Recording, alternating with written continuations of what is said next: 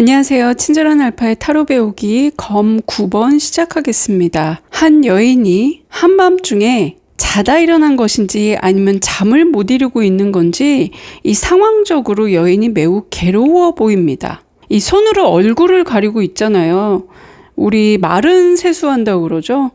그게 힘들 때 이렇게 신체 언어적으로 이렇게 얼굴을 가리게 되는데 그게 슬픔, 고통, 두통, 골칫거리, 내가 해결하지 못하는 상황에 대한 버거움 이런 게 고스란히 느껴집니다. 그녀 옆에는 이게 검이 9개가 가지런히 걸려 있습니다. 이게 약간 장식된 느낌이죠. 그러니까 이 여성은 굉장히 능력이 있고요. 이 검이라는 건 내가 전쟁에서 회수한 거라고 그랬잖아요. 그래서 굉장히 나의 성취물이다. 나의 성취물이다라고 생각할 수 있습니다. 이 칼이 90도로 세워져 있지 않고요. 이게 가로로 이렇게 세워져 있는데 다소 좀 위협적이고 좀 무섭다 이렇게 집에 이렇게 칼이 걸려 있으면 좀 그렇잖아요. 근데 공격받을 것 같지는 않아요. 근데 무기가 되게 많은 거죠. 우리 게임으로 봤을 때는 아이템을 확실하게 장착하고 있는 거예요. 근데 이 사람이 내면적으로는 너무 스트레스가 많은 거예요. 이 9개를 다 성취할 때까지 얼마나 많은 싸움에서 전장에서 정말 전쟁을 했을까. 그러니까 이 여성분은 굉장히 지금 지쳐있는 상태죠. 한밤중에 잠 못 이루고 또는 자다 깰 정도로 신경쇠약이거나 아니면 히스테리가 있거나 아니면 해결이 안 되는 고민이 있는 거예요. 그리고 약간 트라우마가 있을 수도 있겠죠. 그런데 우리가 정신적으로 마음이 되게 힘들면 사실 옆에서 누군가 그 마음을 들어주기만 해도 사실 마음이 굉장히 편안해지잖아요. 그래서 그거를 주변에다가 털어놓을 사람이 없다? 그럼 하다못해 우리가 사실 타로에도 오고 정말 타로 상담을 받는 이유도 사실은 내가 누군가한테 함부로 얘기하기 어려운 거를 많이 털어놓을 때가 많아요. 그래서 저는 타로 마스터나 아니면 뭐 철학하시는 분들 아니면 뭐 이제 사주하시는 분들 아니면 이제 그 무속인들 이렇게 타인의 아픔을 어루만져주고 그 비밀을 안고 있는 사람들은 굉장히 마음이 넓어야 된다고 생각을 해요. 그 무겁고 힘듦을 다 받아주는 거잖아요. 그래서 이상한 사람들, 비상식적인 경우도 많지만 기본적으로는 좀 힘들어서 오는 경우가 되게 많아요. 근데 이분도 지금 검 9번에 계신 분도 굉장히 힘들죠. 아마 저한테조차도 털어놓을 수 없는 굉장히 심각한 고민이 있는 걸로 보입니다. 그러니까 한마디로 이 사람은 자신의 고민을 이야기할 대상이 없거나 이야기해서는 안 되는 문제로 혼자 외롭게 고민하고 있는 거죠. 검이라는 게 내가 지금 성취한 거잖아요. 그러니까 과거의 일이란 말이에요. 과거에 대한 후회와 미래에 대한 두려움으로 사실 부정적인 감정이 굉장히 가득한 거예요. 내가 검 9개 정도 획득했어. 나 잘났지. 나 멋져. 막 이게 아니라 내가 이거를 여태까지 이 길을 오면서 내가 얼마나 힘들었는지 또는 내가 다른 사람들한테 얼마나 많이 마음을 아프게 했는지 아니면 내가 이걸 앞으로 9개를 다 간직하려면 또 얼마나 이 어깨에 바위가 올라앉은 것처럼 힘들 건지 이런 부정적인 생각이 되게 많이 드는 거죠. 한마디로 마음이 아프다. 마음의 상처로 시달리고 있다. 그리고 이거를 검은 이렇게 스토리가 되게 연결이 잘 되거든요. 이 검 8번에서 자신의 생각을 바꾸지 못하고 그리고 주변의 상황을 타파하지 못해서 내가 알아 누운 거예요. 이게 또 메이저 카드 중에서 달 카드와 좀 비슷한데요.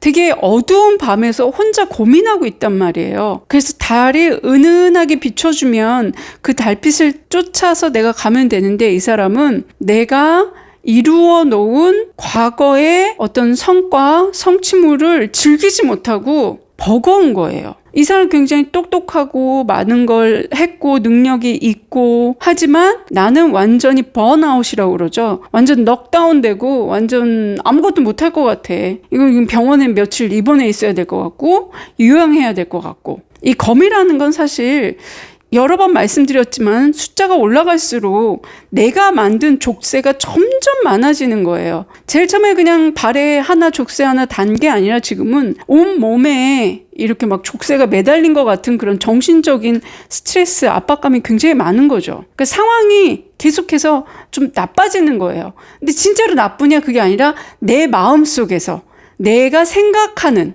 그러니까 나를 벗어나야 되는데 내가 생각하기에, 내가 봤을 때는 너무 힘든 거죠. 검이라는 게 좀 똑똑하고 자기 지식이고 논리라고 그랬잖아요. 그러니까 자기 논리에 빠져서 자기 생각에만 빠져가지고 이렇게 힘든 결과가 나온 거죠. 이걸 키워드로 보자면 불면증이 올 정도로 고민을 하고 있다. 아니면 그런 고민이 있다. 그리고 심신미약하다. 우울, 공포, 걱정, 의심, 두려움, 상처, 실수, 그리고 또 이제 우리 이불킥이라고 그러죠. 아, 내가 그 말을 왜 했지? 아, 내가 이걸 왜 했지? 이러면서 잠 못 이루고선 이렇게 기억을 복귀하다가 벌떡 일어나는 경우가 있잖아요. 그런 거. 그다음 하지 말았어야 하는 말을 하고 후회 중인 거예요. 또 말실수.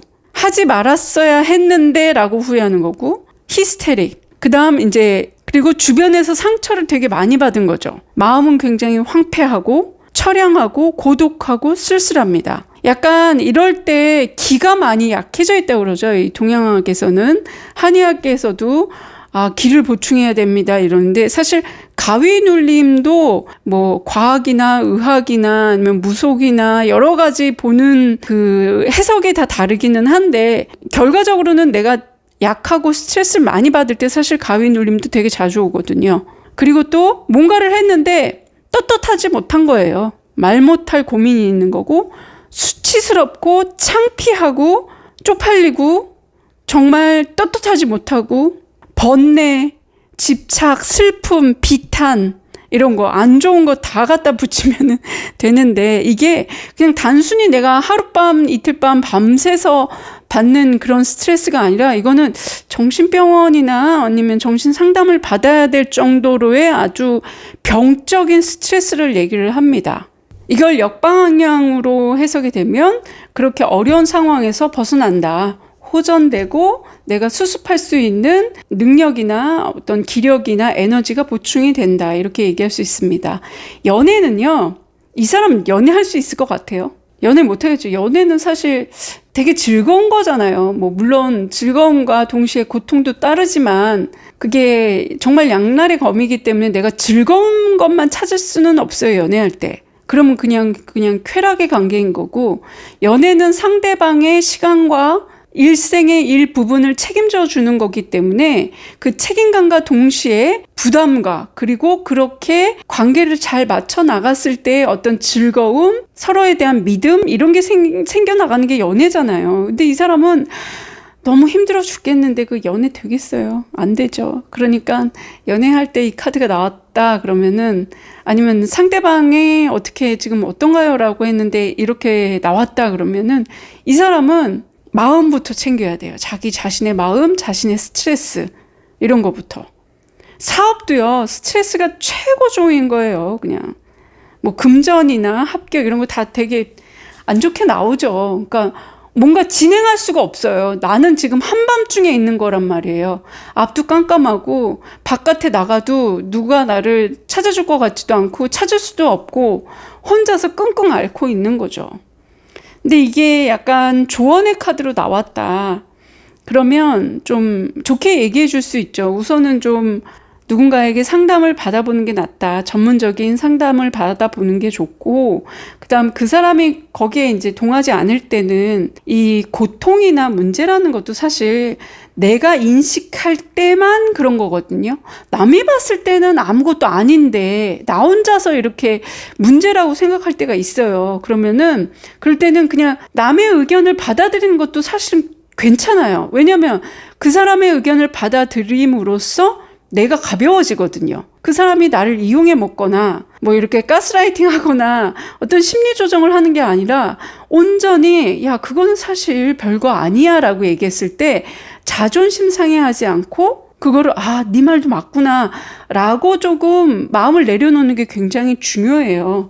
하나만 생각하면 그게 정말로 커 보이지만 사실 그렇지 않다는 거죠. 그래서 이 자기 객관화라는 게 굉장히 중요한데 지금 9번의 이 여성은 자기 객관화가 안 되는 거예요. 이 사람이 굉장히 능력도 많고 똑똑하단 말이에요. 그런데 굉장히 스트레스가 많아요. 그러면 분명히 거기에 대한 이유가 있을 거라고요. 그러면은 나를 좀 돌아봐야 되겠죠. 그 스트레스에서만 너무 헤매지 말고 내 문제가 아니라 다른 사람의 문제인 것이냐 하고선 거리를 두고선 자기 객관화를 하는 게 되게 중요해요. 약간 이게 유체이탈 화법이라고 그러는데, 그러니까 내 자신에게 이렇게 얘기하는 거죠. 너 왜 그래? 그거 아무것도 아니잖아. 이러면서 약간 다른 사람이 봤을 때는 좀 약간 미친 사람 같은데요. 이렇게 얘기할 수도 있겠지만 그렇게 혼잣말을 중얼거리는 것도 사실은 굉장히 큰 도움이 돼요. 그래서 이런 식으로 상대방에게 조언을 해주는 것도 굉장히 좋고, 아니면 그 사람하고 같이 맛있는 거를 먹어주는 것도 굉장히 좋죠. 이 사람은 지금 밥도 못 먹고 있는 상태거든요. 그러니까 우울증이나 어떤 무기력증이나 이런 게 있을 때는 그 상황에서 잠시 벗어나는 게 되게 좋아요. 검 카드를 쓰는 사람들은 대부분 이 머리로 쓰는 사람들이거든요.